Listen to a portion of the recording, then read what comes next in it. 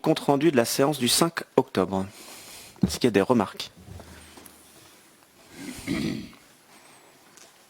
qu'il y a des oppositions?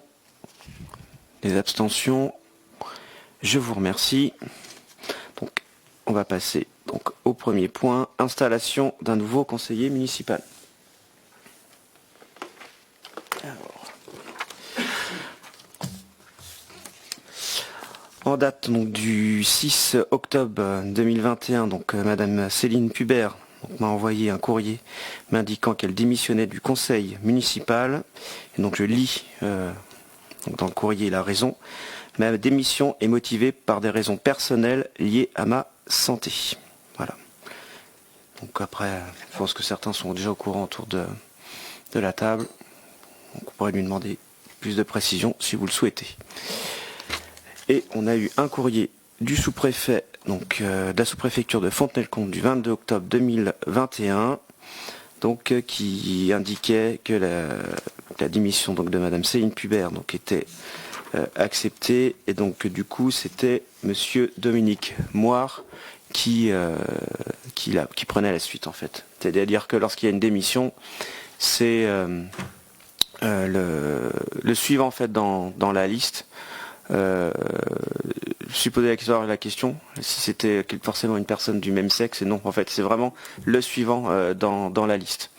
Donc je vous confirme que Dominique n'est pas une femme. Et donc bienvenue à Dominique au sein de ce conseil municipal. Voilà. Et bon rétablissement à Céline. Voilà. Donc il y a eu une modification du tableau du conseil municipal, donc, comme il y a eu avec Mathieu, donc lors du précédent conseil, et donc Dominique est le dernier intégré au sein du conseil municipal, mais normalement vous avez dû recevoir cela par mail. Voilà. Est-ce qu'il y a des questions? C'est bien d'avoir précisé, parce qu'en fait, la dernière fois, c'était un homme pour un homme ou une femme pour une femme que tu avais dit. Je sais plus, honnêtement, je sais plus ce que j'ai dit. Alors, voilà, donc moi j'avais fait une extrapolation en considérant que les deux colistières qui venaient donc pour être prétendantes, c'est Martine Cornuau et puis Yolène Demeurant. Donc je me suis dit, elles ont refusé, donc c'est Dominique qui vient. Mais non, c'est le suivant qui arrive. C'est ça. Donc voilà, c'est... Exactement. Voilà. Troisième point, proposition de nommer l'espace culturel Joseph Martin. Alors, en vertu de l'article L 2121-29 du Code général des collectivités territoriales, la dénomination des voies ou édifices publics relève de la compétence du conseil municipal. La dénomination attribuée à une voie ou à un édifice public doit être conforme à l'intérêt public local, respecter la neutralité du service public et ne pas provoquer de troubles à l'ordre public ou heurter la sensibilité des personnes. Donc ça, c'est le rappel de la loi. Donc l'espace culturel est en cours de réhabilitation. Il va ouvrir ses portes à la rentrée 2022. Et donc ça va être un espace culturel de 400 mètres carrés. Je le rappelle, j'en profite, au lieu de 60 mètres carrés. Et c'est mieux d'anticiper finalement la dénomination de ce lieu, parce que du coup lorsqu'on fera l'inauguration, ça permet de préparer finalement la façade finalement avant, et qu'on fasse une inauguration avec le vrai nom de la bibliothèque. Alors c'est un projet auquel je pense depuis le début du mandat, dans ma tête. J'avais parlé avec Francis à l'époque. Mais un temps pour tout, et au début du mandat, je trouvais que c'était pas le moment. Voilà. Ça fait 1 an et demi que les élections municipales sont passées. Et je voulais faire quelque chose au-delà d'un article dans un bulletin municipal ou dans un article de presse dans Ouest France. Je voulais faire quelque chose qui marque en fait l'espace public. Voilà. Tout simplement parce que, je vais y revenir, Joseph a été maire de 2008 à 2020. Il a consacré beaucoup d'énergie et de temps au bon déroulement du projet, la bibliothèque, et notamment sur l'analyse du besoin comme pour les recherches de financement dans l'objectif de l'intérêt général. C'est quelque chose qu'il disait régulièrement. Et pour mettre à disposition des habitants de la commune un outil fondamental permettant l'accès à la connaissance et au savoir. Alors au début, j'ai été voir Madame Martin aussi. Donc au départ, j'étais plus parti sur un espace public, mais c'était pas forcément évident. Et je trouve que finalement, dénommer cet espace culturel Joseph Martin, ça a du sens dans une action plus large qu'a eu Joseph durant ses 2 mandats. Une action plus large de redynamisation du centre, des halles ou centre-bourg, avec, je rappelle, dans le premier mandat, la démolition de la maison Bousquet. Et Dieu sait que ça n'a pas été simple, parce qu'avec les ABF, il a fallu réussir à avoir les autorisations. Ça a pris du temps, ça a demandé de l'énergie. Le réaménagement de la place Bugeaud aussi. Je rappelle que grâce à ça, ça a quand même embelli l'espace. Et la démolition de la maison Borgé-Aucher. L'installation de nouveaux commerces à cet endroit-là. Et une réelle volonté de sa part d'implanter cette bibliothèque au niveau du Crédit Agricole. Et pour avoir été un de ses adjoints, on n'était pas tous d'accord au niveau de l'implantation. Au départ, on parlait plus de la maison Gabory. Et ça a été une réelle volonté de sa part, dès le début, de faire cette bibliothèque au niveau du Crédit Agricole. Et mine de rien, quand on garde l'espace autour des halles, ça va être une très bonne chose parce que là, du coup, on se retrouve avec un service public près des halles et finalement, il y a une continuité. C'est-à-dire que j'ai trop de respect pour l'homme, déjà, trop de respect pour l'action publique et je voulais pas faire quelque chose qui tombe dans le pathos. Je voulais faire quelque chose qui ait du sens, en fait. Du sens et qui soit objectif. Pas subjectif, quelque chose qui soit objectif par rapport à l'action publique de l'homme. Et du coup, cette bibliothèque, elle s'insère finalement dans une politique plus large. Et c'est pour ça que aujourd'hui, je vous propose de nommer cet espace culturel Joseph Martin. Bien sûr, j'en ai déjà parlé en amont avec la famille pour savoir si elle était d'accord, ce qui est logique. Et pour finalement mettre en exergue son action publique. C'est bien de mettre en exergue l'action publique de personnes qui ont vécu au 19e. On l'a fait avec les rues du nouveau lotissement.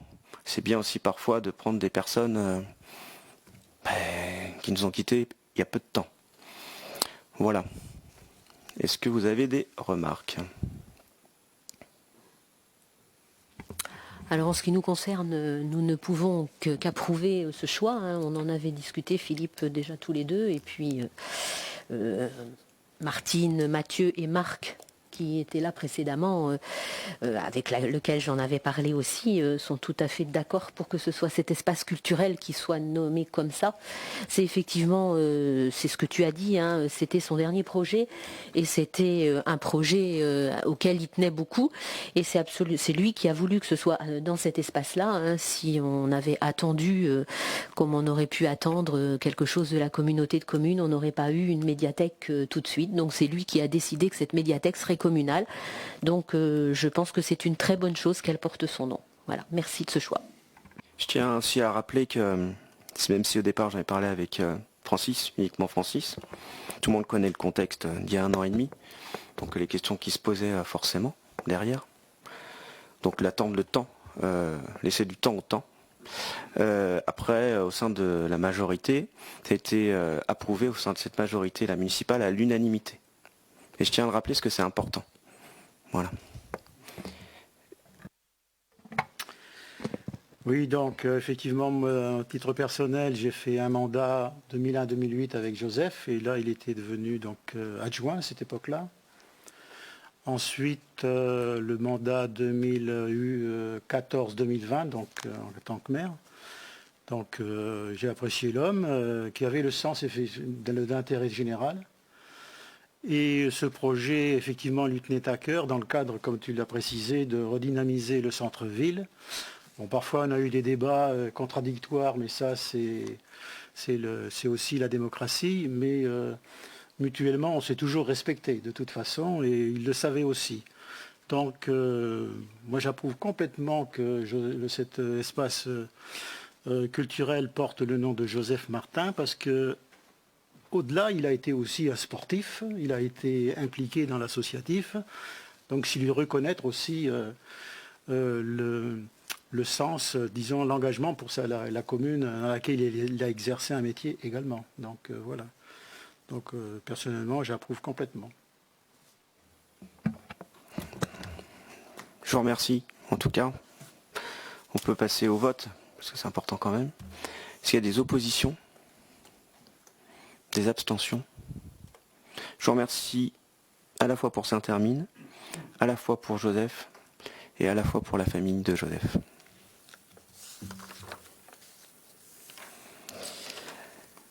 Alors, on va passer à aménagement du territoire, donc un projet qui est important, la création d'une nouvelle école publique. Donc c'est finalement peut-être la première pierre qu'on pose véritablement au sein du conseil municipal. Donc création de la nouvelle école, acquisition du terrain d'assises, donc c'est-à-dire le terrain pour accueillir cette nouvelle école. J'ai eu l'occasion d'en parler, alors je ne sais plus si c'est en conseil ou à d'autres occasions, enfin on a eu l'occasion d'en échanger à certains moments. Donc j'ai sollicité la communauté de communes Sud-Vendée Littoral, parce que ça sert à rien d'avoir un projet si on peut pas posséder le terrain. Je veux dire, ça c'est le b.a.-ba. Donc j'ai sollicité la communauté de communes Sud-Vendée Littoral pour se porter acquéreur d'une entreprise foncière d'environ 8680 m2 à détacher de la parcelle cadastrée section ZR numéro 298, donc 60 chemin de l'Anglais, en vue d'y construire un nouveau groupe scolaire, c'est-à-dire que ça accueillerait l'école maternelle et l'école élémentaire. Donc on le voit sur le plan, c'est un terrain qui se trouve juste à côté du centre de loisirs et finalement dans le prolongement du parking actuel de la salle polyvalente. Voilà, enfin en tout cas une partie. Donc la construction de ce nouvel équipement public à proximité de l'accueil de loisirs communautaires permettrait de maintenir et d'augmenter le niveau de mutualisation de ces locaux. On a déjà commencé avec le périscolaire. Avec nos projets autour de la piscine, les travaux qui sont en cours, je le rappelle. Les projets futurs de la salle de sport, les travaux de rénovation intérieure de la salle polyvalente. Il y a une réelle volonté de redonner un second souffle à l'espace donc de l'Anglais.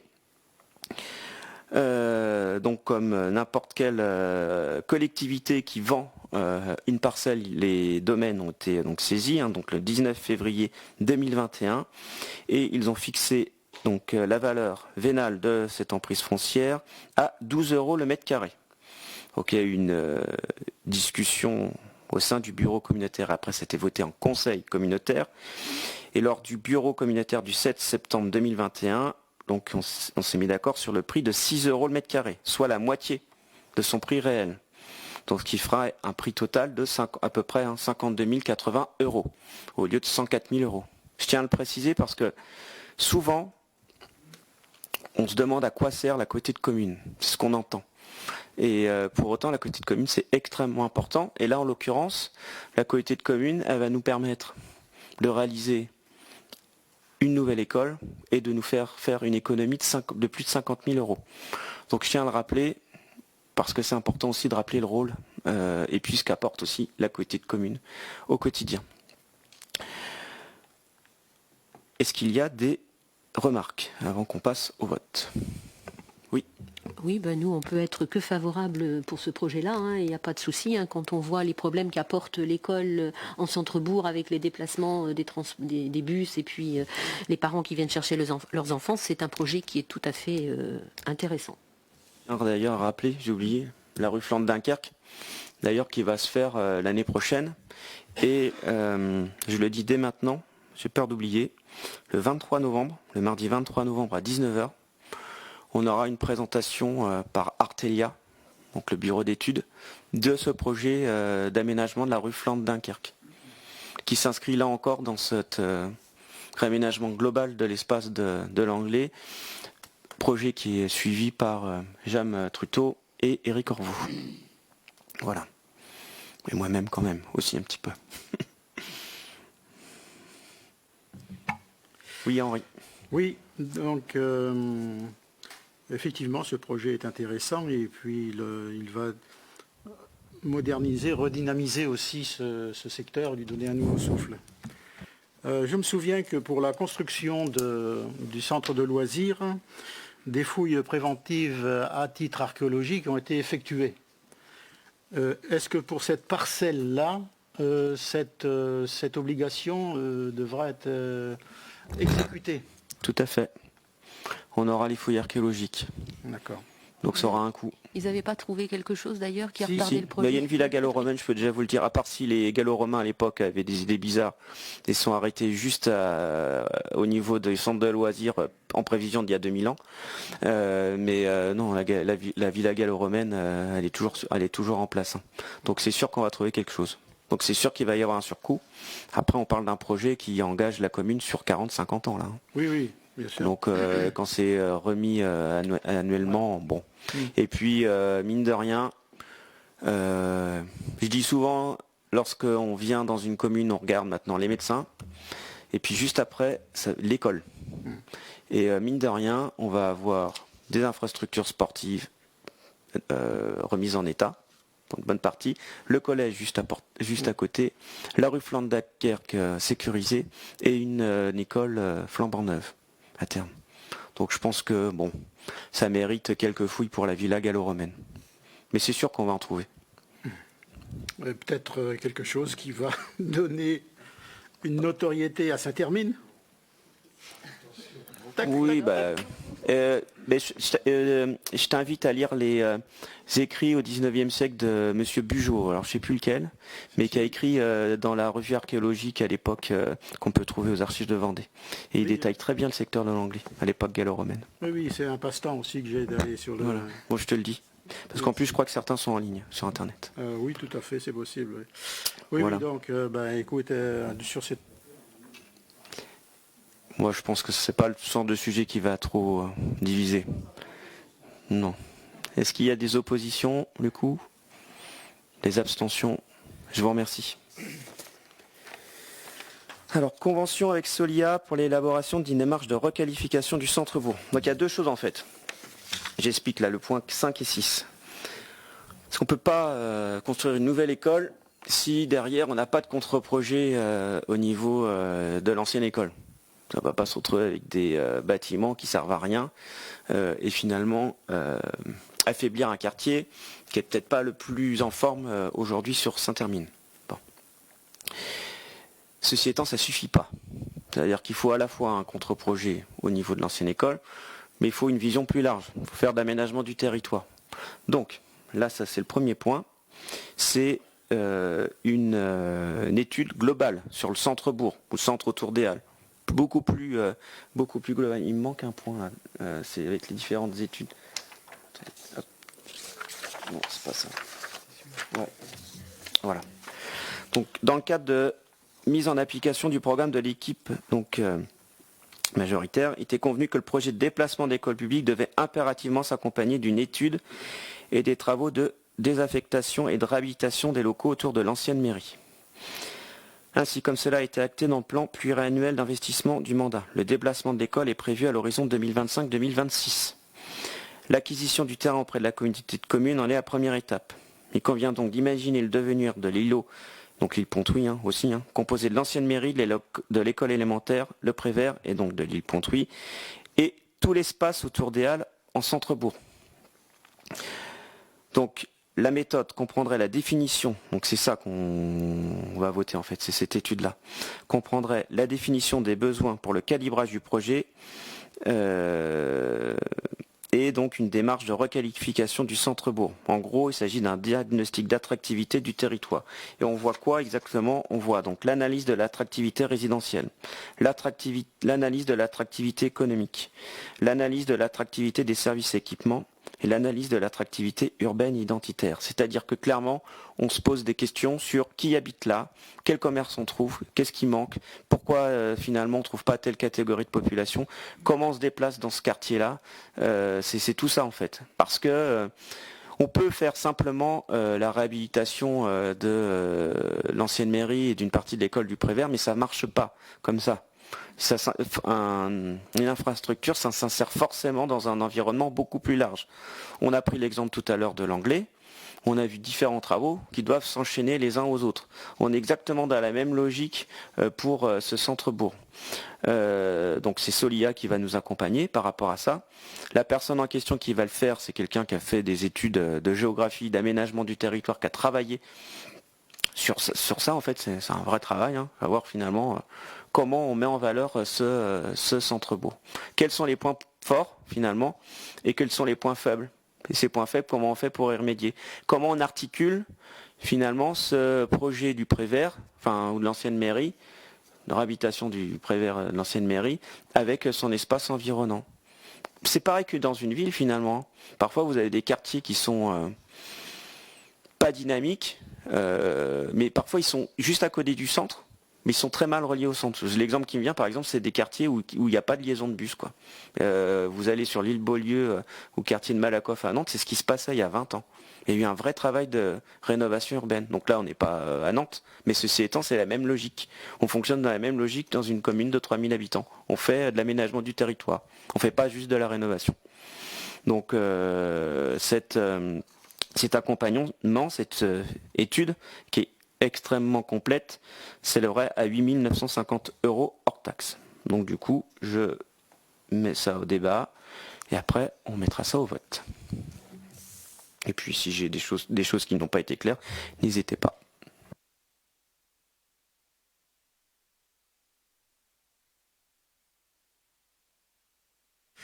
Oui, donc ce travail est confié donc à Solia pour cette phase de diagnostic. Donc le préambule, tout à fait, oui, c'est cohérent avec le projet du centre scolaire. De dynamiser ce secteur. Maintenant, cette société, est-ce qu'on a l'assurance qu'elle soit fiable parce que quelquefois, les communes, effectivement, de bonne foi, se lancent dans un projet, et puis le porteur, enfin, celui qui va faire l'étude ou les travaux, eh bien, s'avère être plutôt douteux. Là, est-ce qu'on a l'assurance, d'une part, que ces travaux coûteront presque rien à la commune, et est-ce qu'il y a un projet là, c'est pas des voilà. Là, tu vas déjà sur le point 5. 5. Là c'est simplement l'étude. Donc l'étude, eh bien, que ce soit celui-ci ou le point suivant, est-ce que cette société Alors, je vais répondre à ta question. Est socialement responsable et que voilà, elle répondra aux attentes de la commune. Dans Solia, il y a Solidaire, d'ailleurs. Tout à fait, mais j'avais vu aussi ce sous-entendu. Par rapport à ta question, clairement, si je connais Solia, c'est parce que je suis vice-président en charge de l'habitat au niveau de la côté de commune. Déjà, première chose. Oui. Bon. On est en train de travailler sur un plan local de l'habitat au niveau de la côté de commune. Donc les partenaires, il n'y en a pas 15 000, donc je commence à les connaître un peu là. Et Solia, ça a clairement des références, et clairement, si je suis attiré par Solia, c'est que déjà j'aime bien les personnes, parce qu'il y a justement ce côté solidaire, mais pas solidaire juste dans le discours, quoi. C'est solidaire dans ce qu'ils ont fait. Je suis allé voir par exemple ce qu'ils ont fait à Fontenay, je suis allé voir ce qu'ils ont fait, alors je crois que c'est pas chez les Marais, l'île d'Elle, voilà. L'île d'Elle, voilà. C'est-à-dire concrètement, à quoi ça ressemble une fois qu'ils ont fini les travaux. Donc ça, c'est pour les travaux proprement dit. Au niveau de l'étude et de l'aménagement du territoire, bon, j'ai pas de master d'aménagement du territoire, j'ai quand même fait des études de géographie. Donc c'est des questions que j'ai vues aussi quand j'étais étudiant et qui m'intéressent. Au même titre que je pense quand quelqu'un, un menuisier te parle, ça te parle aussi parce que tu as fait ce métier-là. Quand un géographe me parle, ça me parle, clairement. C'est-à-dire que on va pas me la faire pendant 5 minutes si la personne en face il maîtrise rien. Parce que tu peux poser des questions claires, tu peux appuyer sur ce qui a pu se faire dans certaines villes, dans certains endroits, et tu vois si la personne se tient un jour ou pas. Donc là en l'occurrence c'est pour ça. Et d'ailleurs c'est comme ça que j'ai découvert que la personne en question qui va mener cette étude, avant de travailler chez Solia, son travail c'était justement les requalifications et l'aménagement de quartiers en zone urbaine. Et qu'elle avait justement un master en géographie, hein, plus précisément sur l'aménagement du territoire. Donc Solia en tant que tel, oui, parce que ça fait partie des partenaires sérieux avec lesquels on travaille lorsqu'on s'occupe de l'habitat. Et puis après, il y a la question des personnes. Après, loin de moi, j'aurais pas la prétention de dire que je me tromperai jamais. Mais en tout cas, là, aujourd'hui, objectivement, je pense que à la fois Solia et à la fois les personnes qui vont travailler sur le sujet, c'est des personnes qui tiennent la route, ouais, clairement. Voilà.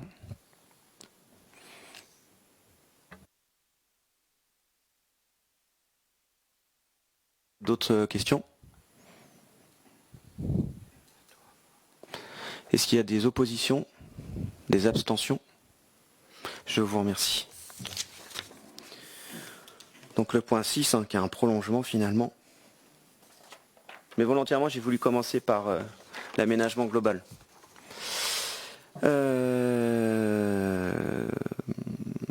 Donc afin d'appréhender au mieux les différentes problématiques de notre territoire et répondre de proposer donc une convention avec la structure Solia, donc solidaire pour l'habitat exactement. Voilà, c'est ça que j'étais en train de chercher. Dont la démarche et la méthodologie permettraient de répondre au mieux à la nécessité de réhabilitation de l'ancienne école du Prévert pendant la période transitoire avant le déplacement de l'école et après la désaffectation des locaux scolaires. C'est-à-dire qu'en fait, on se retrouverait à faire les travaux de l'ancienne mairie. Alors il faudrait voir comment ça s'articule, mais à peu près, il faudrait voir comment ça s'articule avec la construction de la nouvelle école. Mais ce que je ne veux pas, c'est qu'on se retrouve avec un bâtiment vide. Et d'autant moins sur le bâtiment qui a pignon sur la rue Georges Clemenceau, également. La proposition financière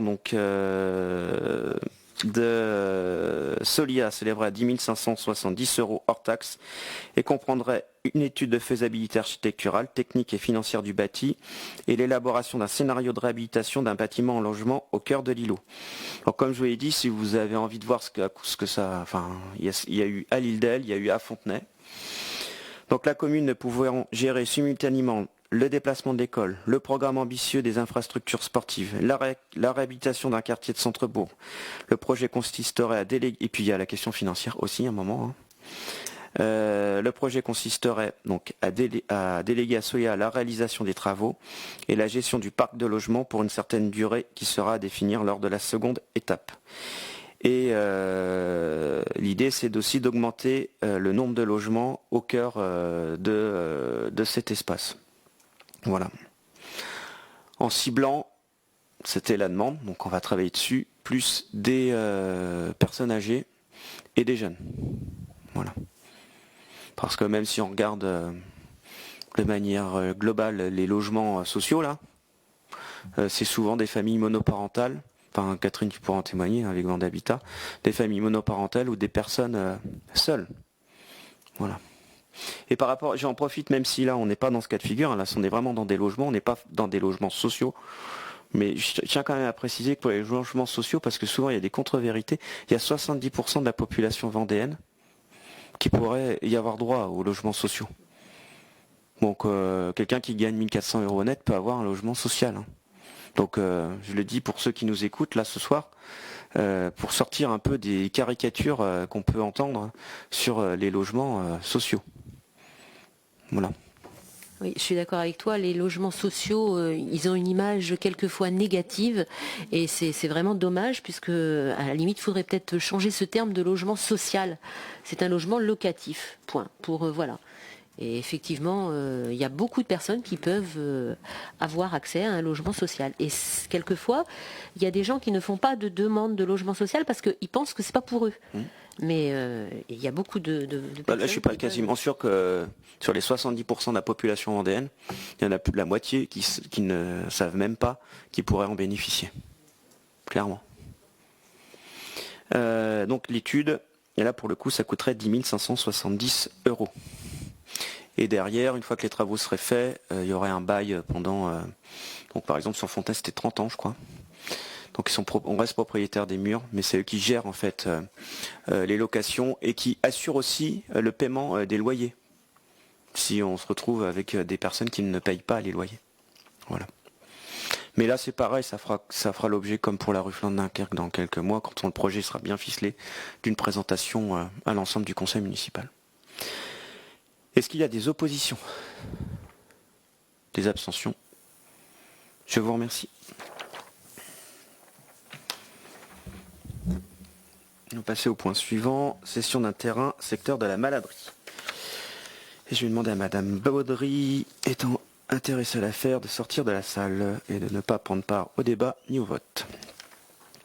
Alors, lors du précédent mandat, donc Monsieur Jérôme Baudry avait fait part de son souhait d'acquérir la parcelle jouxtant la propriété sur laquelle est localisée son activité professionnelle. Ce projet s'inscrit dans un cadre professionnel afin de permettre une meilleure organisation de son activité. Il s'agit de la parcelle ZS numéro 44 d'une superficie de 1230 m² appartenant à la commune et située à la Maladrie. Non, bon, est-ce que tout le monde le situe comme il faut là sur le plan? Ça va? Donc là, comme pour le terrain qu'on a évoqué tout à l'heure qui se trouve à l'Anglais, là on se retrouve avec on a saisi donc les domaines, donc le prix estimé des domaines est à 6,50 € le mètre carré, ce qui ferait un prix total de 7 995 €. Est-ce qu'il y a des remarques? Mets ton micro s'il te plaît. Justement, j'essaye de le situer géographiquement. Donc la Maladrie, c'est en contrebas, pas loin là-bas. Le cabinet, l'ancien cabinet du docteur Voisin, tout ça. Je suis l'ancien cabinet. Ok. Là, je vois. Ah, toujours des problèmes avec le souris, ça. Je sais pas où il est rendu. Ah oui, c'est. C'est en bas, là, tout en bas. Oui, oui, l'ancienne menuiserie de Armand Marot. Ok, ça y est, j'atterris. C'est inondable que parfois là-bas, mais bon. Oui, si c'est arrivé. Hein. On fournira le permis de pêche gratuit.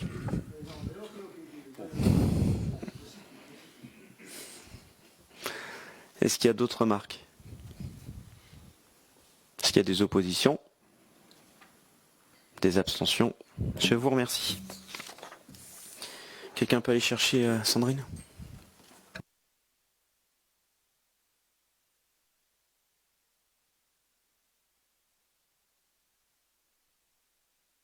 Donc ça vous avez l'habitude. Hein. Donc lotissement Les Coteaux du Magny 2. Avec là pour le coup une demande de monsieur et madame Laurent Alain et Monique concernant la réservation du lot numéro 24 d'une surface totale de 519 m². Est-ce qu'il y a des oppositions?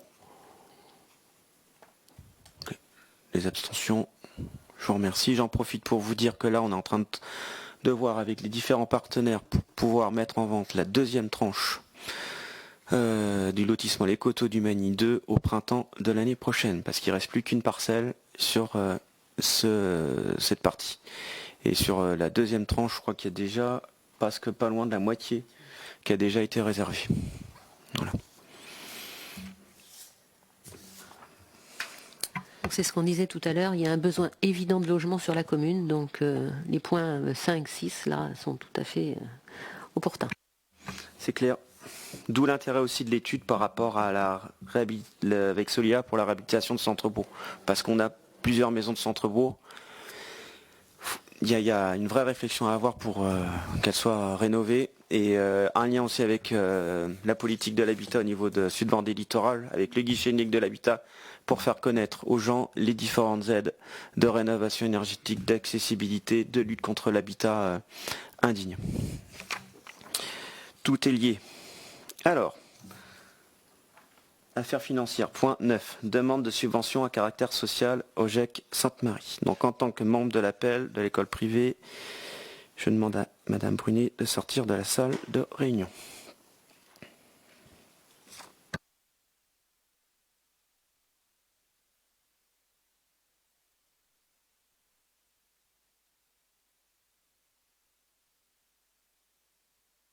Est-ce qu'il y en a d'autres qui sont concernés? Au niveau de, je crois pas. Bon. Donc je rappelle la délibération du 9 décembre 2020, donc il y a un an à peu près, octroyant une subvention à caractère social à destination de l'OGEC Sainte-Marie relative au fonctionnement de la pause méridienne pour l'année 2021. Donc le GEC a réitéré sa demande pour l'année 2022 et sollicite une subvention pour l'année 2022. Donc 21 625 € et 30 centimes en 2020. Donc je précise que la proposition qui vous est faite aujourd'hui est sur la base du projet prévisionnel de la pause méridienne et non en rapport avec le coût d'un enfant de l'école publique sur la pause méridienne. Ce calcul ne s'imposant que dans le cadre du temps scolaire. Je rappelle que la commune de Saint-Hermine organise depuis la rentrée 2018 l'activité périscolaire de l'ensemble des écoles publiques et privées de la commune. Toutefois, pour des raisons historiques, le temps de la pause méridienne, repas et surveillance cours est à la charge de l'OGEC pour l'école Sainte-Marie qui mutualise l'organisation du repas avec le collège Saint-Paul. La commune organise quant à elle la pause méridienne des écoles publiques de la commune.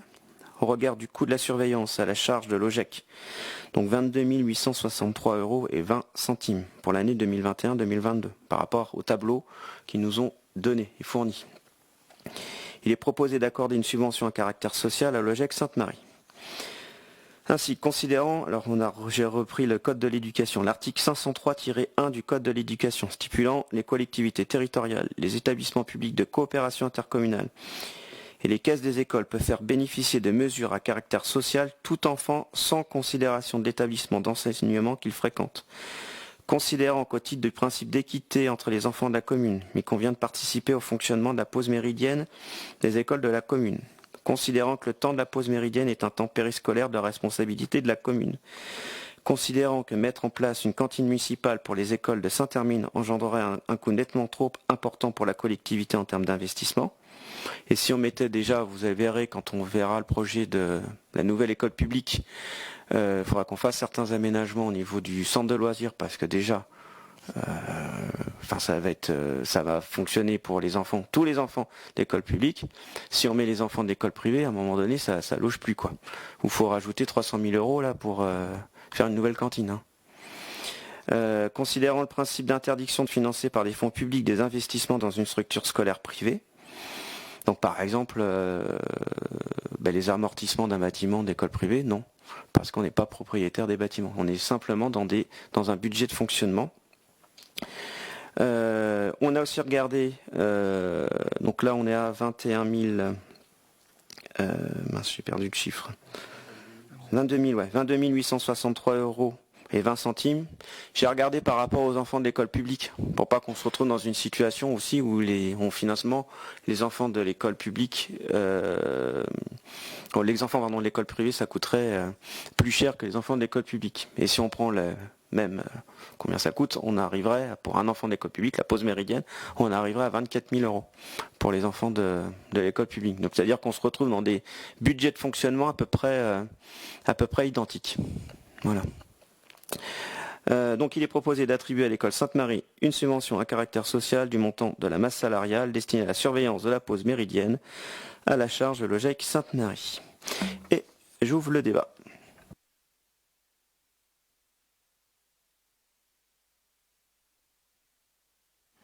Oui, on va avoir un débat, c'est normal. Je crois que l'année dernière, il y en a eu un. D'abord, j'ai pu avoir accès aux documents concernant cette demande de subvention de l'OGEC de l'école Sainte-Marie. Donc ça a pu se faire dans la précipitation, donc ça aurait été aussi souhaitable d'avoir la note un peu plus tôt. Et là, avec le 1er novembre, tout ça a resserré un petit peu la possibilité de travailler. Mais bon, on y est arrivé. Puisque la note est arrivée vendredi en fin de soirée presque. Comment ? Ah ben oui, s'il y a une raison, effectivement, mais je voulais souligner parce que... Déjà, je tiens à rappeler et j'en suis très content qu'il y ait cette note, mais je rappelle que dans des communes de moins de 3500 habitants, elle n'est pas obligatoire, quand même, je le rappelle. Qu'avant, c'est le premier mandat où il y a une note avant les conseils municipaux. Et c'est le premier mandat où vous pouvez avoir un accès libre au directeur général des services sans que je sois présent. Je vous embête pas, jamais, par rapport à ça. Jean-Michel, il va plus falloir que vous preniez de vacances, je pense. Vous n'avez pas le droit, en fait. Parce que, en fait, il y a cette raison-là, en fait. C'est-à-dire que la note, c'est le directeur général des services qui l'a fait. Et c'est tombé, je suis désolé, le conseil municipal tombe pendant la période des vacances scolaires. Donc ça, c'est la première raison. Et la deuxième raison, c'est on attendait une information concernant la décision modificative et ce qui bloquait au niveau de la note finale. Voilà. Après, j'entends ta demande. C'est vrai que c'est mieux en général, on essaie de s'y tenir une semaine et après j'aime pas trop bouger la régularité au niveau des conseils municipaux parce que là maintenant je pense que c'est intégré, tout le monde sait que le premier mardi de chaque mois, globalement on fait le conseil municipal. Voilà, c'était juste pour répondre. Et Jean-Michel, veillez à prendre vos vacances correctement.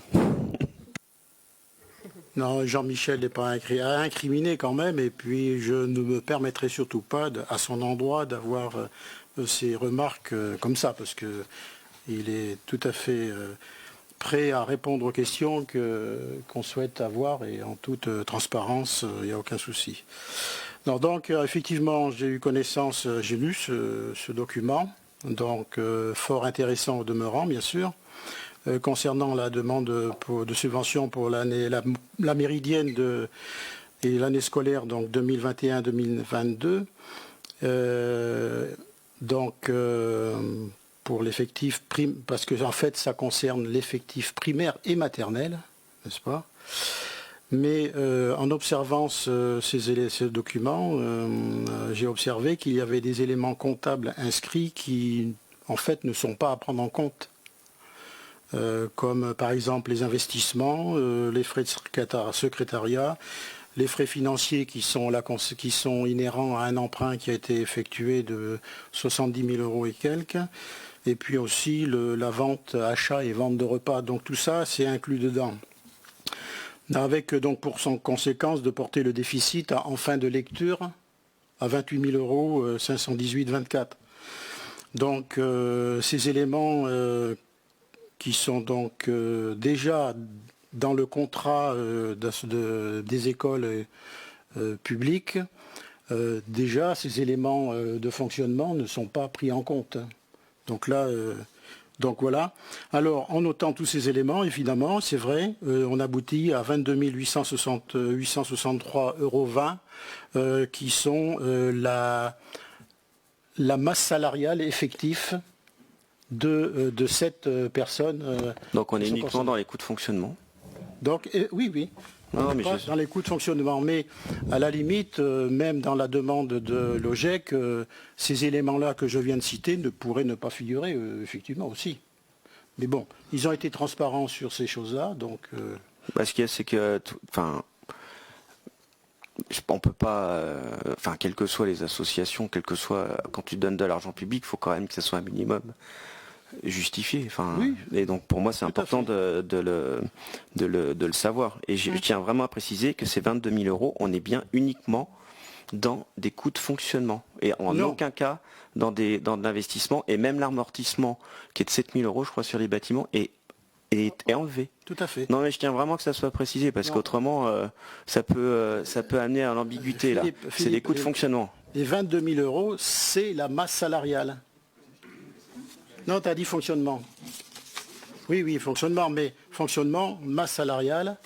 Donc pour cette personne qui sont donc 3 pour la maternelle et puis 2 et 2 pour le primaire. Et je vais même plus loin, si je prends par exemple pour l'école publique, l'encadrement des jeunes, on ne le facture pas aux enfants. C'est-à-dire que c'est la commune qui le prend en charge. C'est-à-dire qu'on paye juste le coût du repas fixé par la cuisine centrale. Et puis d'ailleurs, on en prend une partie en charge. C'est-à-dire que c'est la commune qui prend en charge l'encadrement des enfants de l'école publique. On est dans cette logique que c'est quelque chose qui doit relever de la commune, cette pause méridienne, que tous les enfants, c'est des enfants pour la plupart d'Herminois, et qu'à ce titre-là, ils sont normalement constitués, donc ils mangent tous, et que la commune elle est là aussi pour assurer ce service-là. Et par rapport à la cantine, je l'ai expliqué, par rapport à une cantine commune, ça tient pas, ou alors ça veut dire que sur le plan financier, c'est n'importe quoi. C'est-à-dire que là on se retrouve à construire une cantine juste parce que on veut pas apporter cette aide à l'école privée. Oui, est-ce que les enfants qui sont en commune sont également pris en charge, sont comptés dans l'effectif? Oui. Parce qu'après, là, on va se faire des nœuds dans le cerveau. Et puis clairement, par rapport aux encadrants, là, je pense que ça serait chercher la petite bête quand même. Non, mais à ce moment-là, on peut demander aux communes dont les enfants fréquentent l'école privée, elles aussi, d'apporter leur contribution. Déjà, il faut qu'ils commencent à le faire pour les écoles publiques, pour certains. Oui. Voilà. Donc, il est fait référence aussi au calcul qui a été établi à partir, mais ça c'est en 2020, à partir d'un coût d'un élève, et multiplié par le nombre d'élèves concernés, donc ce qui avait amené à une subvention de 22 625,30 voilà, qui a été votée à l'époque. Mais il faut pas croire, on t'écoute, parce que d'ailleurs vous l'aviez mentionné l'année dernière, que ça serait mieux de fonctionner par rapport au coût de fonctionnement. Et c'est vrai que c'est assez logique, donc c'est pour ça que cette année on est parti sur le coût de fonctionnement réel et non pas sur le coût d'un élève du public. Donc pour l'année scolaire 21-22, il n'y est plus fait référence puisqu'il est dit dans la note que ne s'imposant que dans le temps scolaire comme indiqué dans la note. Donc toutefois, rien ne s'y oppose en fait d'y faire référence. Rien s'y oppose, mais étant donné... Oui, non, rien ne s'y oppose. Je continue s'il te plaît. Ainsi, cela permettrait de fixer un périmètre, si on veut, de la subvention accordée. Et nous, ce qu'on propose, c'est d'inclure dans l'article 2 de la Convention que la détermination de la subvention se ferait à partir du coût d'un enfant de l'école élémentaire. Voilà, comme par le passé. Donc, et là, il nous semble que l'équité serait davantage... L'année dernière, on a fait sur le coût d'un élève du public. Oui. Après, vous nous avez dit que ça serait mieux de prendre sur le coût réel de l'encadrement. Je pense, honnêtement... Je n'ai pas souvenir de ça. Oui, bon, les mots exacts, tu rechercheras dans les comptes rendus. Je pense qu'on pourrait trouver toutes les solutions du monde. Il y a un problème de fond, et je pense qu'il faut l'assumer pleinement, c'est que vous ne voulez pas qu'on donne de subventions à l'école privée pour la pause méridienne. Je veux dire, on pourra, là, cette année c'est ça, mais puis l'année prochaine ça sera encore autre chose. Je veux dire, quand on veut trouver des raisons pour pas voter quelque chose, on trouve toujours une raison. Il faut l'assumer, c'est pas grave. Je veux dire, faut accepter de dire on veut pas donner de subventions pour l'école privée. C'est pas du tout le cas. Parce qu'un élève de l'école privée ou de l'école publique, c'est un enfant de Saint-Hermine. On est d'accord sur ça. Et on n'est pas contre la prise en charge de la municipalité pour les élèves, tous les élèves. Ce qui est un peu embêtant dans la demande, c'est le fait que ça soit tout le temps sous le mot équité. Si on veut que ça soit équitable, il faut remettre à plat d'autres choses aussi. Il n'y a pas que le côté financier en fait. Est-ce qu'il y a d'autres remarques? Okay. En fait, on serait d'accord sur le principe de financer la pause méridienne si tous les élèves étaient pris en charge de la même façon. Et là, ce serait équitable. On peut peut-être parler d'équité dans le montant alloué au privé, mais pas d'égalité, pardon, mais pas d'équité. Je lis ce que j'ai mis parce que je veux que ça soit clair pour tout le monde. Les élèves ne sont pas soumis aux mêmes obligations. Par exemple, le règlement. C'est pas la mairie qui l'impose. Pourtant, à l'école publique, c'est l'est. Les animations, le matériel pédagogique, tout ça, on n'a aucune... on ne sait pas comment les élèves du privé sont pris en charge. Ce qu'on leur propose de faire pendant cette pause méridienne, peut-être ils font rien et ils devraient pouvoir avoir accès à des animations comme le font le public. Je pense qu'on ne s'entend pas sur le fait que vous pensez qu'on voudrait qu'il y ait plus pour l'école publique et moins pour l'école privée. C'est pas vrai. C'est pas du tout ça. On voudrait que ça soit équitable, vraiment. Et pas juste dans l'égalité. Dans l'équité, ça veut dire quelque chose de juste. Le règlement intérieur, par exemple, il n'est pas le même. Donc c'est pas juste entre le privé et le public. Pourtant, c'est l'argent public.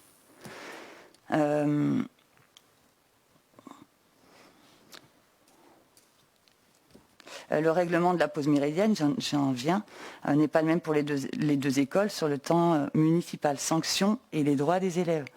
Le repas n'est pas le même pour les deux écoles. Le repas confectionné sur place pour le privé, c'est un self, et la cantine scolaire pour le public, avec la restauration collective. Le nombre d'élèves par surveillant, animateur de la cour, la cantine, on ne sait pas ça, nous, on ne sait pas ce qui... Est-ce qu'on pourrait les comparer, par exemple? Est-ce qu'ils sont moins à surveiller le privé que le public? J'en sais rien, moi. S'ils sont moins au public ou plus au privé, enfin, il faudrait que les deux soient logés à la même enseigne, en fait. Cette subvention, c'est comme payer une prestation sans savoir ce qui se passe, à moins que le groupe majoritaire ait plus d'informations, mais nous, on ne sait pas. On ne sait pas, en fait. Donc, on veut bien subventionner la pause méridienne pour tous les élèves, mais il faudrait que, par exemple, rien que le règlement intérieur et la restauration, elles soient équitables. Je vais dire un truc là. À la région, c'est le même cirque à chaque fois qu'il y a des subventions qui vont pour l'école privée. À chaque fois, j'entends le même bazar, c'est-à-dire on est d'accord, mais il y a un truc que vous n'avez pas fait, il y a un truc que vous n'avez pas dit, il y a un truc que vous n'avez pas montré, on n'est pas bien au courant. Donc après, j'entends, et si tu fais bien de lire, parce que comme ça sera retranscrit texto, on peut entrer dans l'usine à gaz. On a calculé combien ça coûtait en moyenne un élève pour l'école publique. On a multiplié par le nombre d'élèves de l'école privée, on arrive à 24 000 €. Donc après, on peut se faire des nœuds dans le cerveau. On n'est pas d'accord, je pense qu'on ne le sera jamais. C'est pas grave. Je veux juste que tu termines ta présentation si tu l'as pas fini, c'est tout. Pour que tout le monde et que les Herminois entendent aussi.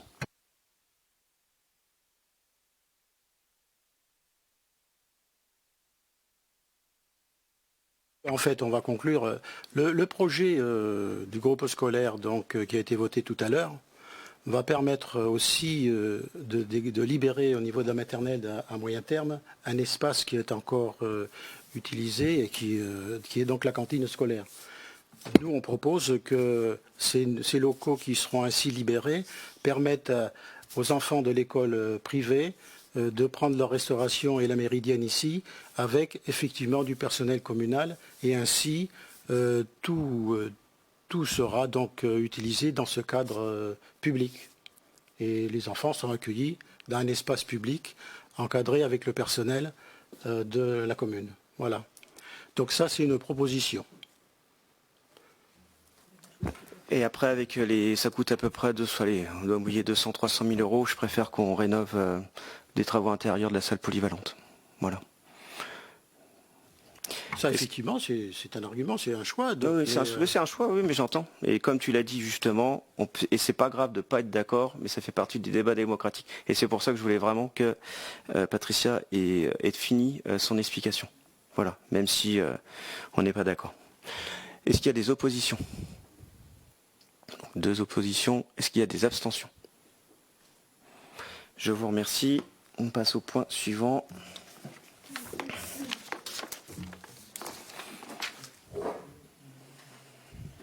Mais pour en revenir, moi je fais cette proposition, que le règlement de l'école de la pause méridienne, elle soit le même pour l'école privée et l'école publique. Et le repas également. Là, ce serait équitable. On a entendu. Rapport de la CLECT, donc c'est la clé de répartition. Donc ça concerne en fait le transfert de la compétence mobilité.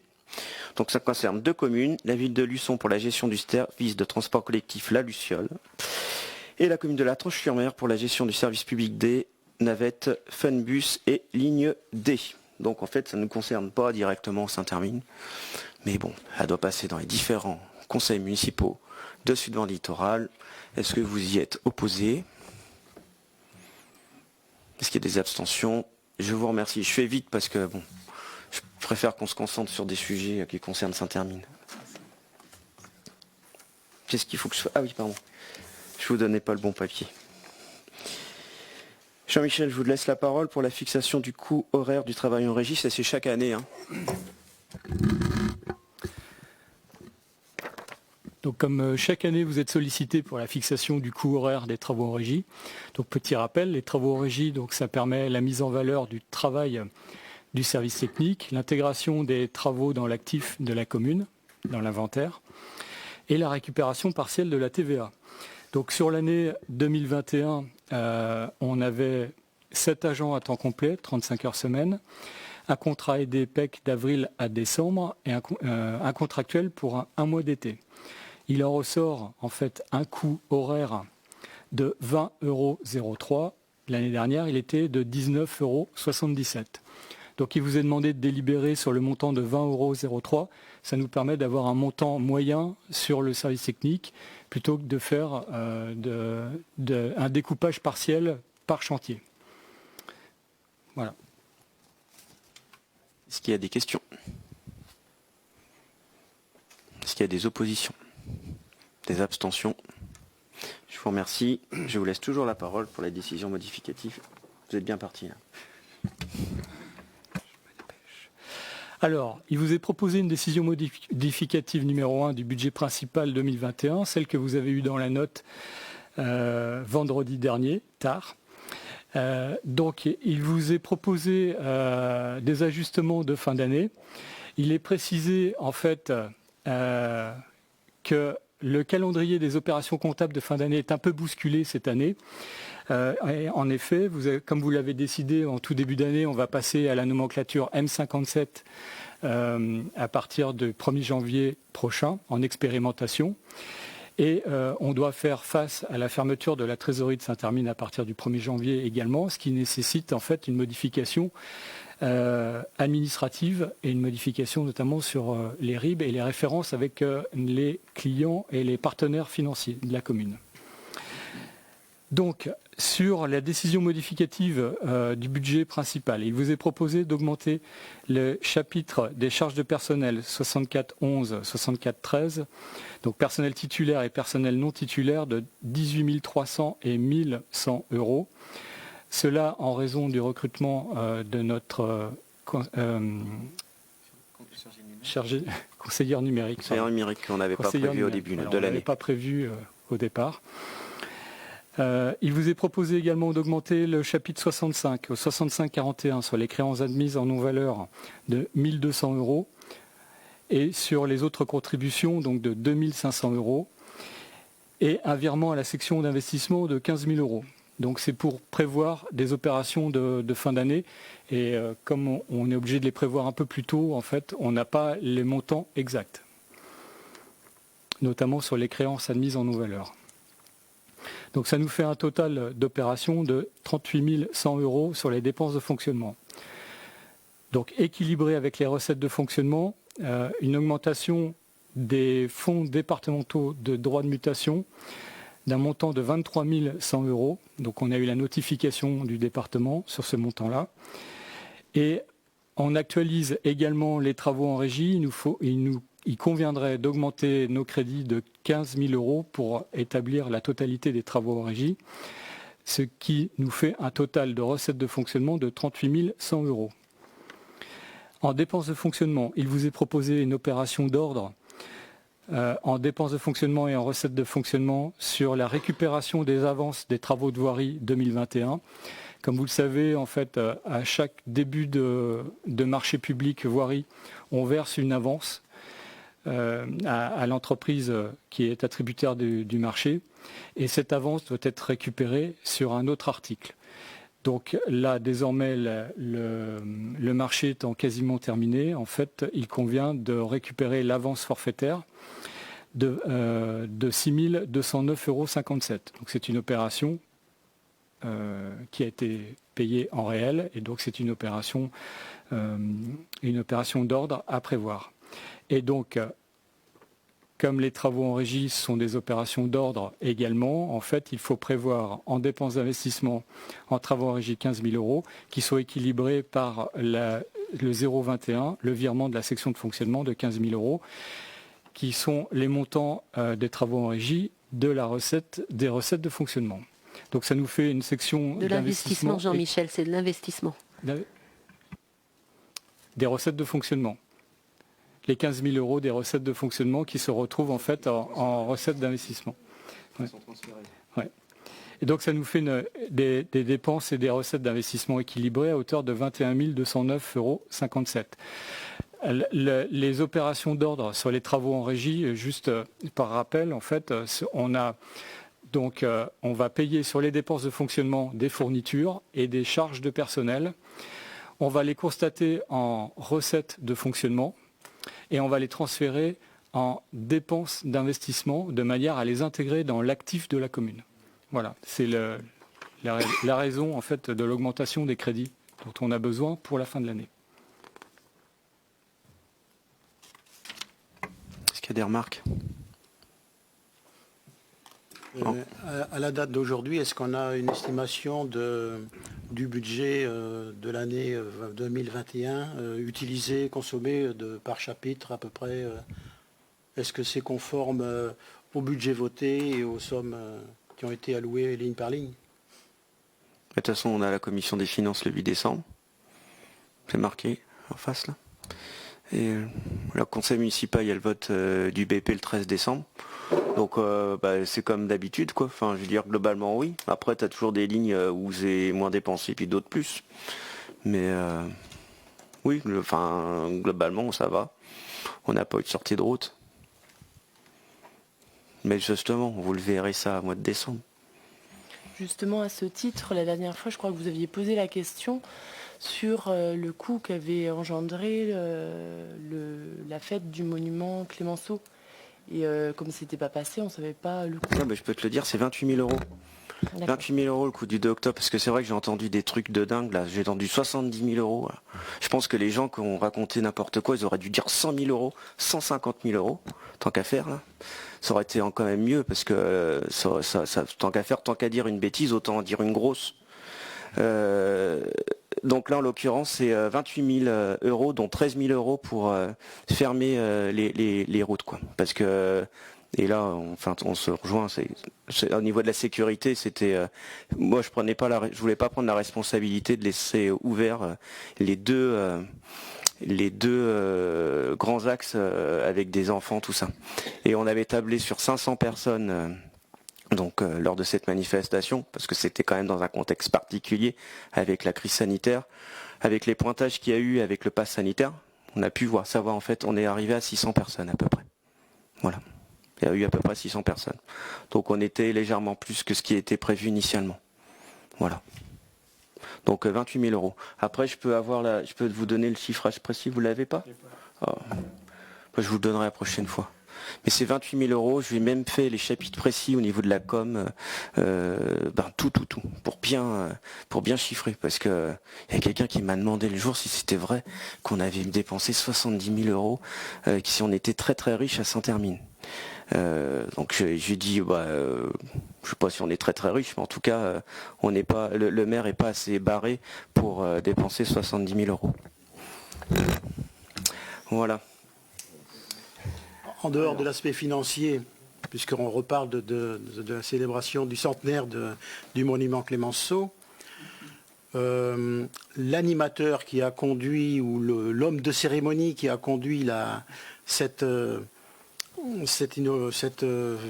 célébration, est-ce que des remontrances parce qu'en fin de compte, il y a eu un sacré loupé, hein, c'est que d'un peu plus, les porte-drapeaux partaient avant les discours. La vie est faite d'imprévus, Henri. Donc après, il faut s'adapter. En l'occurrence, ce monsieur-là, c'est quelqu'un que j'ai pu voir à différentes occasions, dans différentes manifestations, et c'est quelqu'un qui est hyper carré. Mais voilà. Mais c'est la vie. Et là, en l'occurrence, oui, il y a eu un loupé. Il m'a envoyé un message quelques jours après. La manifestation a quand même eu lieu. Les porte-drapeaux sont quand même restés. Il y a eu un bouleversement au niveau du protocole, oui aussi. J'ai pas pu faire. On m'avait demandé de fragmenter mon discours en 2 fois. Donc j'ai fait que la première partie, j'ai fait la deuxième partie ici, mais bon, la plupart des gens l'ont pas entendu. Mais ce que je vois, c'est qu'on a quand même réussi à préparer le 2 octobre avec le plan Vigipirate, le pass sanitaire, la vigilance orange, un protocole bouleversé et la pluie et on l'a quand même fait. On l'a quand même fait le jour des 100 ans. Donc c'est l'essentiel. Le feu d'artifice, donc qui n'a pas été fait, on le fait le 11 novembre. Voilà. Pourquoi? Parce que c'est possible pour garder du sens par rapport à Clémenceau. Aussi parce que si on faisait pas le feu d'artifice assez rapidement, on avait des grosses pénalités. Parce que je rappelle, ça fait 2 ans qu'on n'a pas fait de feu d'artifice sur la commune, donc à un moment donné, stop. Donc là, on va croiser les doigts pour qu'il fasse beau le 11 novembre, mais j'ai 2 dates en tête, autrement, d'ici la fin de l'année. Donc on arrivera à tout faire. Voilà. La vie est faite d'imprévus, mais il faut anticiper quand même. Et c'est quoi les pénalités dont tu parles pour le feu d'artifice? 40% du total. Ah oui. 40% du total. Voilà. Ah oui, il faut quand même voter l'ADM, ouais. Merci Jean-Michel. On s'est perdu là. Est-ce qu'il y a des oppositions?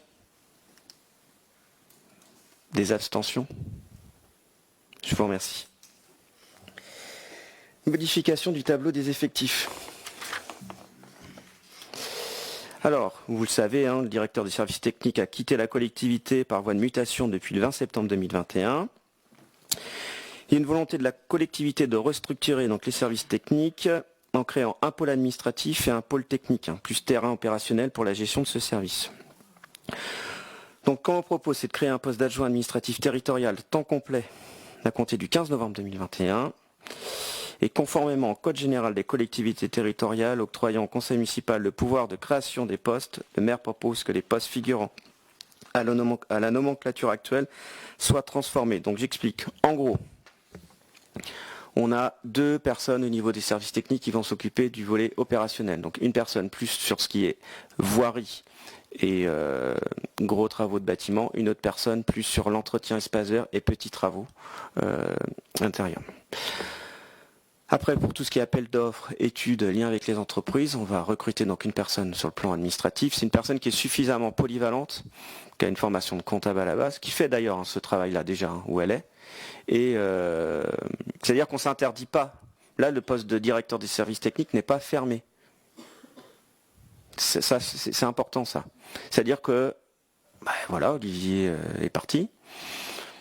C'est quelque chose qui nous trotte, on a beaucoup parlé avec Bernard là, depuis quelque temps, parce que j'ai vu dans certaines communes, par exemple Belvigny, pour en citer une précisément, où il n'y a pas de directeur des services techniques, mais où vous avez 2 responsables sur le volet opérationnel, et après c'est en interne au niveau de la mairie, où ils gèrent ce volet administratif. On ne peut jamais transposer un modèle texto dans une autre collectivité, parce qu'elle a sa propre histoire. Et donc l'idée là, c'est d'avoir cette personne là qui s'occupe de ce volet administratif. Après, si d'aventure, sur 6 mois, 7 mois, on voit qu'on a besoin d'un directeur de service technique, le poste n'est pas fermé. Donc là, on verra à ce moment-là. De toute façon, on a besoin d'avoir un peu plus de latitude au niveau de la mairie. Je prends un exemple parce que je ne vais pas rentrer dans toute la fiche de poste. Alors je peux la donner, c'est gestion administrative du service technique, chargé d'action de communication et chargé de la commande publique. Que des choses qu'il fait déjà. Par exemple, il y a quelque chose que l'on ne fait pas au niveau de la commune, c'est souvent les grandes communes, les grosses villes qui le font, c'est les dossiers de subvention européennes. Parce que ceux qui ont commencé à regarder un peu comment ça fonctionne, c'est costaud quoi. Et le souci, c'est que c'est souvent les grosses communes qui font ça. C'est les grosses communes qui ont des grosses subventions, parce que souvent c'est des grosses subventions, mais c'est extrêmement chronophage.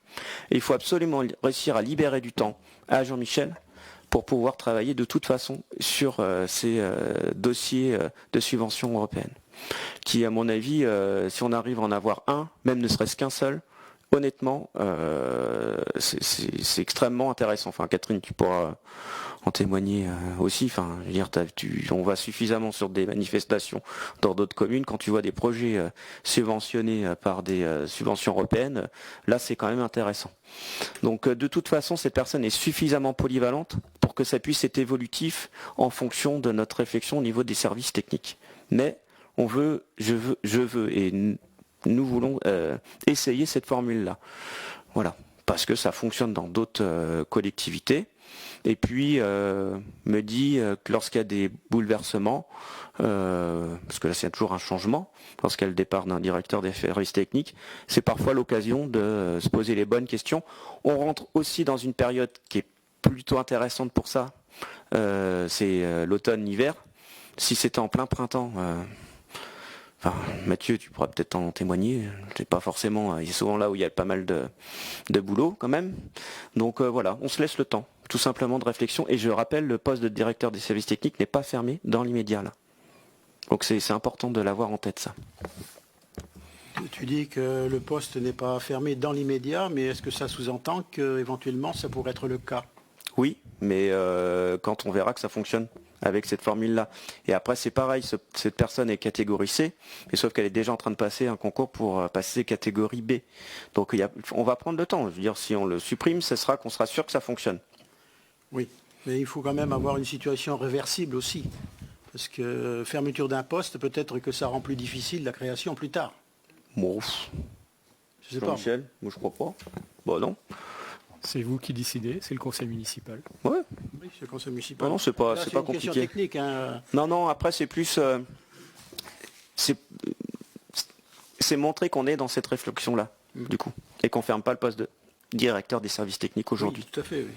Voilà. Parce que là, dans le cadre, dans la question 13 proposée, donc il y a le terme restructuré qui est employé.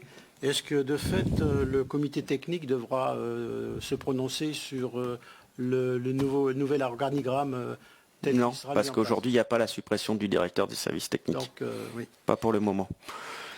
Parce que là, en fait, avec Olivier, donc il était le patron du service technique, c'est voilà, puis il gérait le personnel et puis en fonction des missions de chacun. Ici, il y aura donc un secteur du terrain et donc il y aurait deux personnes qui auraient sous leur responsabilité d'autres personnes, si je comprends bien, n'est-ce pas? Chacun aura combien de personnes sous sa C'est responsabilité? pas comme ça que ça fonctionne en fait. Ah oui. C'est que, en fait, il y en a un qui s'occupe du volet opérationnel. Donc c'est tous les agents du service technique. Oui. Et après, il y en a un, il est juste. Donc ça, c'est les deux qui sont dans le volet opérationnel. Et après, il y a quelqu'un qui est simplement dans les bureaux d'études, appel d'offres. Et là, celui-ci, il est en lien avec moi et le DGS. Voilà. C'est que et d'ailleurs, j'ai pu aller dans beaucoup de mairies et le directeur de service technique se trouve à la mairie et non pas dans des communes de taille comparable, hein, j'entends. Ah oui. Et il se trouve pas en fait au service technique. Et là, il travaillera directement en lien avec moi. Voilà. Donc là, il y a, pour le poste du directeur technique, il y a 3 personnes qui le remplacent en fait, c'est ça? Oui, en fait, c'est ça, ouais. C'est-à-dire que c'est une réorganisation, en fait. Restructuration, ça fait un grand mot. On aurait dû dire réorganisation. Et puis c'est pareil, on prend le temps. C'est-à-dire qu'il y a des départs à la retraite.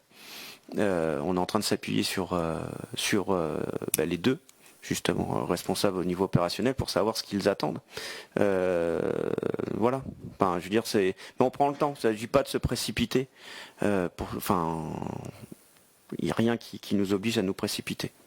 Voilà. Parce qu'en fait, avec ce dispositif, il faudra quand même qu'il y ait comme un lien de confiance entre les personnes qui seront décideurs et voilà. Parce qu'il ne faudrait pas qu'il y ait un grain de sable dans le fonctionnement et que ensuite ça sème le trouble et la désorganisation du service. C'est pour ça qu'avec Olivier, il dirigeait ses équipes et puis voilà quoi. Donc, oui, mais moi j'avais pas de visibilité suffisante sur sur des demandes par exemple pour l'assainissement, des demandes par exemple qui sont faites et moi j'attends que ça se fasse et puis je sais pas, j'avais pas de visibilité suffisamment pour les appels d'offres. C'est-à-dire que je préfère avoir cette personne-là sur ce volet-là à côté de moi parce que c'est mon fonctionnement. Voilà. Et pour revoir aussi les bureaux, et le bureau en particulier de cette personne-là. Jean-Michel est pas loin de mon bureau, mais je pense que cette personne-là doit être pas loin de mon bureau. Voilà, clairement. Est-ce que c'est l'histoire de contrôler? Oui. C'est contrôler, oui, savoir ce qui se passe, quoi. C'est pas fliquer, c'est savoir où on va, quoi. Parce que derrière, c'est de ma responsabilité aussi, si des travaux se font pas. Donc là, on sait, enfin, vous savez qui va prendre le côté administratif, et puis les deux qui vont être opérationnels? Ah ben les deux, ils sont en place depuis. Ah d'accord. ils sont dans En fait, l'effectif déjà. comment? Depuis le départ d'Olivier, ils ont pris parce que dans le précédent mandat, d'ailleurs c'était un peu costaud. Hein, on a eu que Catherine tu me diras 9 mois où il n'y a pas eu de directeur de service technique. Et moi, c'était mon premier mandat d'adjoint. Enfin, c'était mon premier mandat tout court et j'étais adjoint bâtiment là. Quand t'as pas de directeur des services techniques, là, que tu es adjoint bâtiment, c'est un petit peu chaud quand même.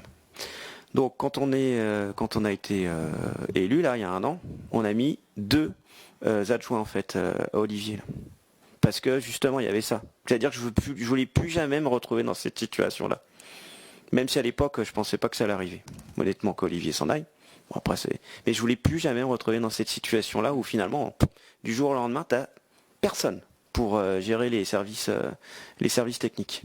Et là finalement la transition s'est faite assez simplement parce qu'il y avait ces deux adjoints. Voilà. Alors pourquoi 2 et pas 1 ? Parce que ça correspondait aussi aux attentes des agents à l'époque. Quoi. Voilà. Il ne pouvait pas avoir trop de responsabilité. Enfin, trop de responsabilité. Enfin, ça peut être anxiogène aussi à un moment donné. Oui, donc c'est des agents qui prennent des responsabilités qu'ils n'avaient pas, quoi. Et donc avec l'équipe, ça va bien gérer ça. Mais justement, normalement pour l'instant là ça a l'air, mais c'est aussi pour ça qu'on se laisse le temps au temps. Et on fera un retour, il n'y a pas de souci. Pour l'instant ça va. Après, l'idée c'est... Parce qu'Olivier, il n'y a pas de souci particulier, enfin je veux dire... C'est juste que moi, là, maintenant, quand il y a ce genre de situation, j'aime bien profiter d'un truc, entre guillemets, qui est négatif, de la part de quelqu'un pour me reposer les bonnes questions, que ça réponde à mes attentes. Et moi, j'ai besoin d'avoir quelqu'un qui soit à la mairie. Voilà. Et après, la personne aussi, oui, c'est important. La personne qui vient le 15 novembre, c'est quelqu'un qui a déjà fait un stage à la mairie de Saint-Hermine. Et que les services de la mairie connaissent aussi. C'est pas quelqu'un qui vient de nulle part. Et c'est quelqu'un qui n'est pas dans une commune très lointaine. Donc j'ai pu me renseigner pour savoir si ça allait, quoi. Et s'il correspondait à nos attentes. Et ce qui était aussi extrêmement important, étant donné qu'on est dans cette réflexion, c'est d'avoir quelqu'un de suffisamment polyvalent pour que son poste puisse évoluer en fonction. Là. Parce qu'on est dans une réflexion sur le long terme. Voilà. C'est pour continuer, mais c'est en fait Marc Jacquet est parti, et puis Olivier est donc parti, et ils faisaient partie tous les deux du comité d'appel d'offres. Et je trouve que leur départ, parce qu'ils avaient des sacrées connaissances et compétences, et qui permettaient aussi de bien discuter avec le bureau d'études qui nous accompagnait.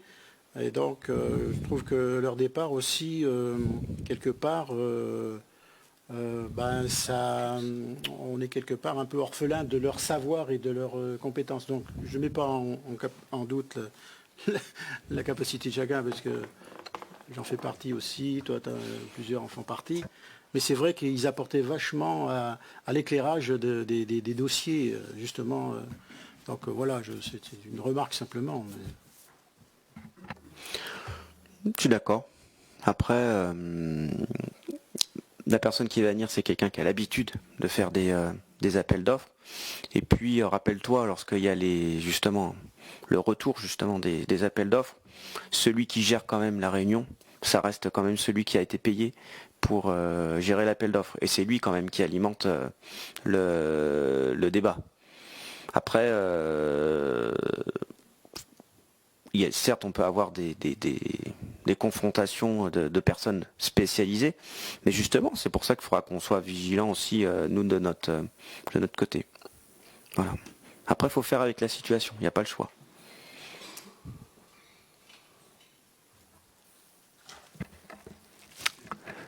Je ne pouvais pas ne pas prendre la parole sur ce sujet, en ma qualité de responsable des services techniques de la commune de Mouilleron. À moindre échelle. Donc j'ai bien compris le principe. Moi j'arrive un peu en cours de mandat, donc je prends un petit peu le sujet en cours. J'ai bien compris le principe de réorganisation. En fait, c'est de décharger l'ancien poste de directeur des services techniques par un poste supplémentaire plus administratif. Est-ce que vous n'avez pas peur? Alors je sais que même si tu l'as dit Philippe, c'est une période un peu probatoire de plusieurs mois qui n'est fermé ni dans un sens ni dans l'autre. Mais est-ce que vous n'avez pas peur que ça enlève de la crédibilité au poste justement des responsables techniques? Tu sais, j'en connais un qui habite Saint-Hermine, qui n'avait pas forcément le titre de directeur de service technique, là. Maintenant qui a été responsable des services techniques. Et souvent, quand on me parle des services techniques de Saint-Hermine, on prend souvent cet homme comme un modèle, quoi. Où finalement ça fonctionnait bien, où il y avait une certaine fluidité. Donc moi je crois que ça peut fonctionner. Et puis après c'est pareil, je suis natif de Belvigny, c'est pour ça que je parlais de Belvigny. Parce que je suis carrément allé voir, là sur place, je suis allé voir dans le Saumurois aussi, un collègue qui était maire, je suis allé voir en Sarthe, dans un collègue qui était maire pour savoir comment ça fonctionnait. Je pense que ça peut fonctionner véritablement. Après, c'est pareil, c'est pas notre premier mandat. Enfin, je parle pour Bernard et moi, parce que finalement, c'est quand même nous deux qui gérons un peu cette partie-là. On sait quand même un peu comment ça fonctionne. On n'est pas complètement largué, quoi. Enfin, je veux dire, c'est pas notre premier mandat où finalement, quand il y a des gros projets, on sait pas par quel bout le prendre. En plus, on a quand même Jean-Michel. Et puis, je crois pas que ça dévalorisera finalement le responsable des services techniques. Tu prends Olivier, avant d'être directeur ou responsable des services techniques, c'est quelqu'un qui venait du privé. C'est-à-dire qu'il y en a un des deux responsables, il a à peu près, il a été 20 ans chef d'équipe, quoi, dans le privé. Donc, et dans une grosse boîte, quoi. Donc pour moi, il peut avoir toute la légitimité pour occuper ce poste-là. C'est pas et de manière plus globale, quel que soit le poste, je pense que c'est pas le diplôme qui fait le bonhomme, quoi, ou la femme. Ça peut aider, mais parfois j'ai vu des gens avec des bacs plus 5 qui étaient moins bons que des bacs plus 2, quoi. Puis souvent, quoi. Donc voilà. Mais après, tu as raison de nous mettre en veille par rapport à ça, et c'est tout à fait légitime. Je suis pas inquiet. En plus, ça se voit, moi. Je suis pas quelqu'un où ça se voit pas. Quand je suis inquiet, ça se voit. Je suis pas inquiet par rapport à ça, parce que c'est quelque chose qui a été réfléchi. C'est-à-dire même avant le départ d'Olivier, et c'est extrêmement traumatisant quand tu commences un mandat que t'as pas de directeur de service technique. Donc ces questions-là, tu te les as déjà posées dès le début, en fait. Et tu te les poses forcément quand tu te présentes aux élections municipales, que tu te dis, si ça m'arrive demain, qu'est-ce que je fais? Donc non, et puis si ça va pas, on rencontre un nouveau directeur des services techniques, c'est pas grave. D'accord. Mais je me permets d'apporter cette réflexion en fait. Enfin, c'est pas vraiment, c'est pas une négation, hein, c'est surtout une expérience. Hein. Je prends mon cas, mon expérience personnelle, qui me fait dire que justement, un responsable de service technique, c'est cette fonction aussi un petit peu administrative, quelque part, qui lui donne du poids auprès de ses équipes. Il n'y a pas que le côté technique, en fait. Voilà, donc c'est pour ça que je me permettais d'apporter un petit peu cette réflexion, quoi. Tu sais, on a eu c'est intéressant, hein, très intéressant. Il y a eu 3 directeurs des services techniques. Et je pense que le prédécesseur d'Olivier, il était respecté sur le terrain parce que tu lui donnais n'importe quoi à faire, il était capable de te le faire dans la minute, quoi. Et honnêtement, administrativement, c'était pas ce qui le passionnait le plus, hein.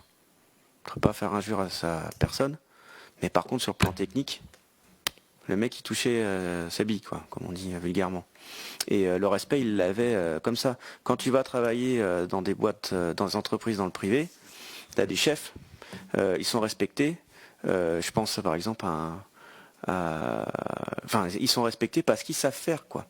Et je pense qu'aujourd'hui, les services techniques aujourd'hui sur Saint-Hermine, pour les pratiquer au quotidien, ils ont besoin d'un quelqu'un qui fait plus que de quelqu'un qui sait. Mais ça, c'est spécifique aujourd'hui à l'équipe qui est à Saint-Hermine. À Saint-Hermine, aujourd'hui, les gens, ils ont besoin d'avoir quelqu'un qui a la légitimité du terrain. Et moi, j'ai besoin d'avoir quelqu'un qui soit sur le plan administratif à côté de moi. C'est vraiment ce que je crois aujourd'hui. Et puis, si je me trompe, c'est pas grave, hein. C'est pas irréversible, comme tu l'as dit. Et puis, dans 6 mois, on rencontrera un nouveau directeur de service technique. Comme je l'ai dit tout à l'heure, j'ai pas la prétention de dire que je sais tout et que je ferai pas d'erreur. Mais l'avantage, c'est que là, il n'y a rien d'irréversible. Donc je pense que c'est une bonne solution. Ça fait depuis 2014 que je suis élu. Ça fait 7 ans. L'avantage d'avoir été adjoint bâtiment, c'est que j'étais quand même assez en lien avec les services techniques. Maintenant, je le suis différemment depuis que je suis maire. Et je pense sincèrement que c'est la formule qui convient pour Saint-Hermine. On a besoin d'avoir des deux agents qui savent faire et d'administratif au niveau de la commune pour donner de la fluidité justement. Voilà. Et pas mélanger les deux. Parce que mon sentiment aujourd'hui, c'est que l'administratif prend trop le pas sur le terrain. Et que je pense que c'est important que le directeur des services techniques soit plus présent. Enfin, en tout cas, les responsables des services techniques là soient plus présents sur le terrain. Je pense que ça manque aujourd'hui, à la fois dans la valorisation du travail de l'équipe. Je pense qu'il y a un réel besoin, et même dans la fluidité et même dans l'autorité même. C'est ce que je ressens. Voilà. Est-ce qu'il y a d'autres remarques? Est-ce qu'il y a des oppositions? Des abstentions? Donc une abstention ou deux abstentions? Une abstention, d'accord. D'accord. Non, mais je ne savais pas. Je préfère demander. Soit pas va me dire que je trafique les comptes rendus. Non, je présente. Ok, pas de souci. Restitution aux communes de compétences de la communauté de communes Sud-Vendée Littoral. Alors, il s'agit des compétences fourrière animale, zone de loisirs du Marillier à Belnou, conservatoire de la Négrette, à compter du 1er janvier 2022, la sécurité incendie, entretien et remplacement des bouches et poteaux incendie à compter du 1er juillet 2022. Donc c'est-à-dire que pour Saint-Hermine, on a la fourrière animale et le remplacement des bouches et poteaux incendie. Voilà, qui reviennent, qui sont restitués à Sud-Vendée, qui sont restitués à Saint-Hermine, à la commune. Alors c'est vrai qu'on peut dire oui, c'est pas normal. Je pense que c'est important là de bien réfléchir à ce que c'est une communauté de communes. Une communauté de communes, c'est pas simplement je prends des compétences et puis finalement je finance des choses que la commune ne finance pas. Une communauté de communes ou un territoire pour qu'il fonctionne, il faut que ça fasse vase communicant. Et là, à un moment donné, il y a des compétences qui sont pas obligatoires. Et je pense que la Sud-Vendée Littoral, ça fait maintenant 4 ans qu'elle existe, elle est dans cette réflexion de savoir ce qui est indispensable ou pas pour le projet de territoire. Et là, aujourd'hui, pour le projet de territoire, la fourrière animale et la sécurité incendie, non. C'est-à-dire que là, on a des choix à faire au niveau de Sud-Vendée Littoral, et ça implique justement la restitution de la fourrière animale et de la sécurité incendie. Et oui, ça va faire un coût supplémentaire pour la commune. Je vous écoute. À propos de la sécurité incendie, il s'agit des bouches. D'accord. Les poteaux. Des poteaux, oui, tout à fait. D'après que ça coûte très cher ce truc. Ah ça coûte un bras. Un poteau d'incendie, c'est 1 800 € pour information. Ah oui, d'accord, merci. Oui.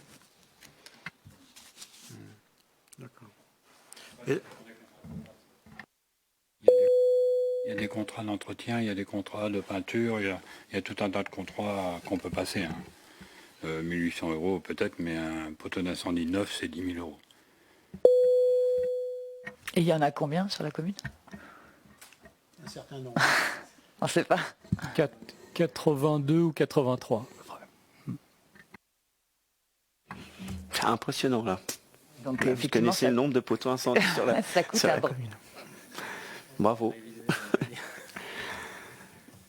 Est-ce qu'il y a d'autres remarques?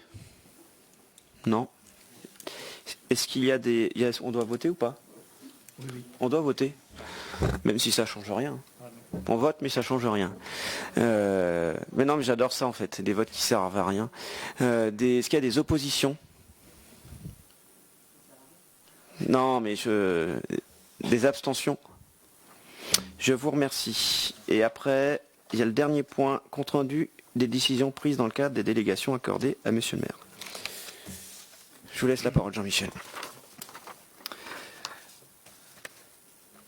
Alors, décision du 12 octobre 2021 concernant le marché de maîtrise d'œuvre, aménagement et sécurisation rue Flandre-Dunkerque. Donc le marché est attribué à la société Artelia pour un montant de 18 486 € TTC. Et ça concerne les travaux d'aménagement et sécurisation de la rue Flandre de Dunkerque. Arrêté du 15 octobre 2021 concernant le marché de fournitures caméras vidéosurveillance qui a été attribué à la société 4G Technologies pour un montant de 17 965,92 € TTC. Et ça concerne 3 caméras de vidéosurveillance. Est-ce qu'il y a des questions, des remarques? S'il n'y a pas de questions, je vous souhaite... Il n'y a pas de... J'oublie rien? Je crois pas. Je vous souhaite... Non, on a vu, Henri, on est désolé, on n'a pas bougé la pendule, mais en fait, il est bien 8h30. Donc on va pas louper le film de ce soir. Donc je vous souhaite à toutes et tous une bonne soirée. Je vous remercie en tout cas pour la qualité des débats.